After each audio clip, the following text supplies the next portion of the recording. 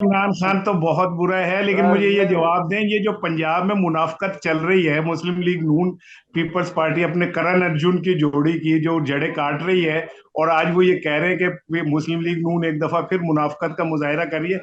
इस पे आपकी राय दें, क्योंकि आप मियां बरदरान के बहुत करीब हैं और उनकी कोर टीम का हिस्सा उतना है, उतना तो आप उतना ज्यादा नहीं बेहतर बता सकते हैं कि ये मुनाफकत क्या चल रही है और क्यों मुस्लिम पीपल्स पार्टी को इस बात से अनकंफर्टेबल है। देखिए इसार साहब, इस समय जब देखा। जरदारी तो हो रहा है कि उनके पैनाफ्लेक्स लगाए गए जे रोड पे, जो रातों रात ही उतार दिए गए।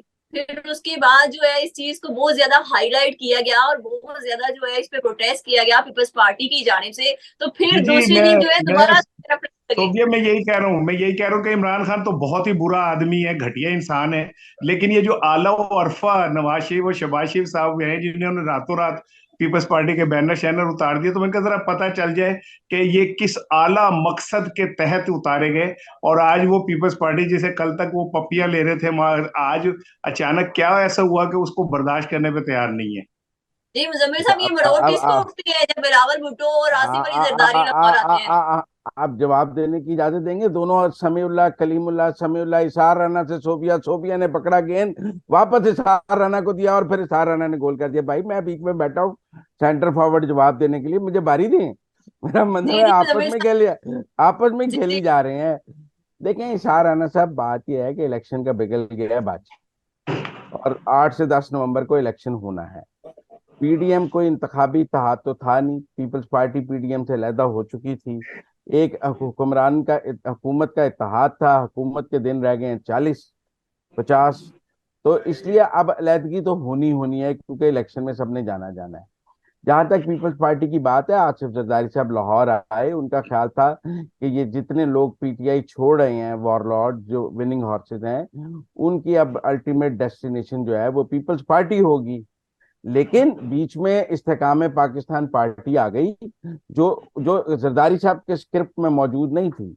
जरदारी साहब का तो ख्याल था कि जितने विनिंग हॉर्सेज हैं ये पीपल्स पार्टी में लैंड करेंगे और पीपल्स पार्टी उससे पंजाब में बहुत स्ट्रांग हो जाएगी।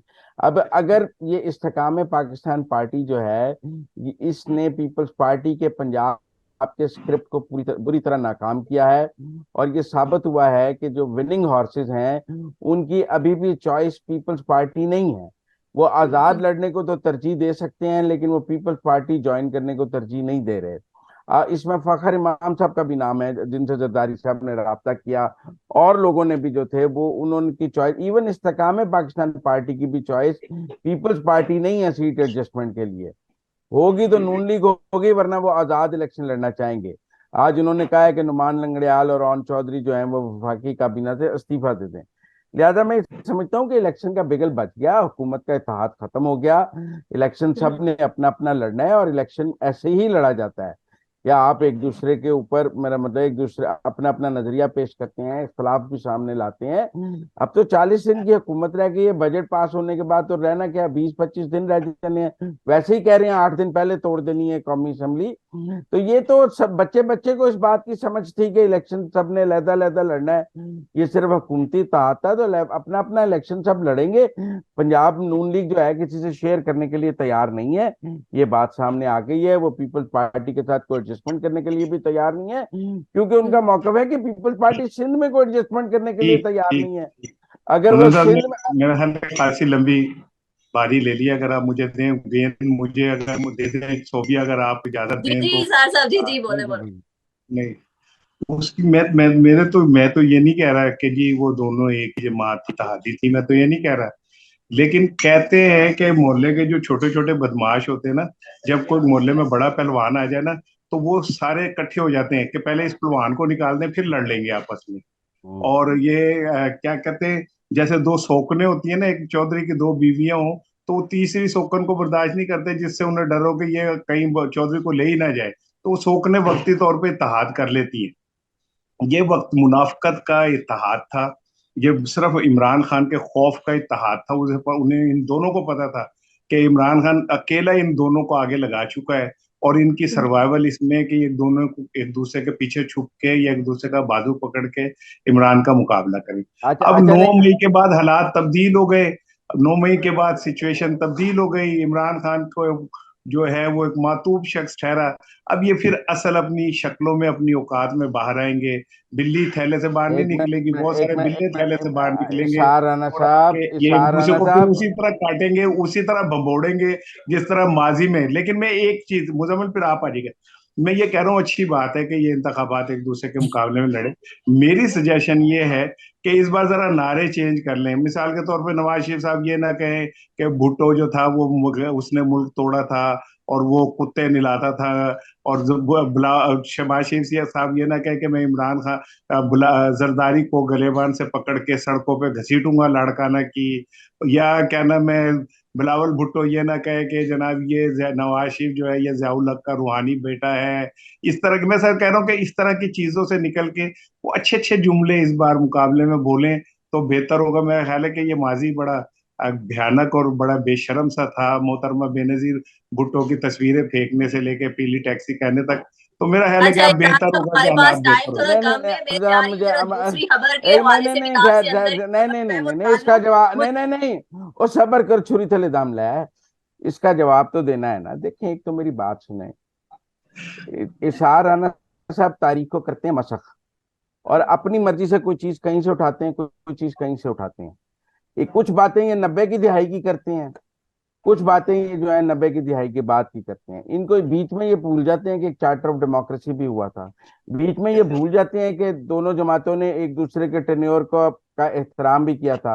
ये भूल जाते हैं कि इंतकाम की सियासत इस मुल्क में खत्म हो गई थी चार्टर ऑफ डेमोक्रेसी के बाद। कोई किसी के खिलाफ कोई सियासी इंतकाम नहीं ले रहा था। फिर तो ये बीच में सारी गालियां तो क्या नाम है चार्टर ऑफ नहीं डेमोक्रेसी के बाद शुरू हुई थी। नहीं नहीं, बात नहीं शुरू हुई।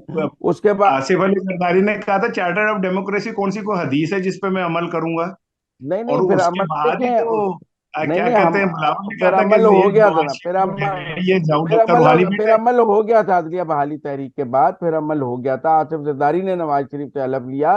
वो कोई आरफ अलवी की तरह बीमार नहीं हो गया था। ममनून हुसैन ने यूसुफ रजा गिलानी से हलफ लिया था, वो भी आरफ अलवी की तरह कोई बीमार नहीं हो गया था कि मैं भाग गया हूँ, मैंने हलफ नहीं लेना। इस मुल्क में जमहूरियत की रोशन मिसालें भी मौजूद हैं। क्या आसिफ जरदारी ने नवाज शरीफ से वजीर आजम का हलफ लिया था? वो कोई भाग नहीं गया था फवाद चौधरी और उनके कहने पे आरफ अलवी की तरह।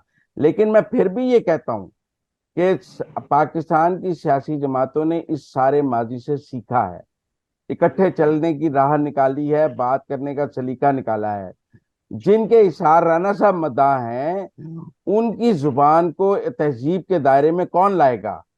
ठीक है मुजम्मिल उनके साहब, मुंह आपका से पॉइंट कालम आ गया। गलूच कौन माफी के खत्म साथ करेगा हमारे करें? पास टाइम खत्म हो गया है, लेकिन मैं चाह रही हूँ कि 10 सेकंड आप जरा मुझे बता दें कि ये चौधरी शुजात हुसैन की आज मुलाकात हुई है परवेज लाई से कैंप जेल में, वो क्या पैगाम लेके गए हैं जरा चौधरी साहब के पास, कि आप हमारे दखल पास आ जाए। पता नहीं, मोना सलाई ने उसके ऊपर बड़ा एक ट्वीट किया है कि मेरे वालिद से ये लोग मिले हैं और हमें मिलने नहीं दिया जा रहा वालिद से। तो इस मुलाकात को खानदान की मुलाकात ना समझा जाए, बल्कि सियासी मुलाकात समझा जाए, और खानदान की मुलाकात अलहदा कराई जाए। ये मोना सलाई का ट्वीट था।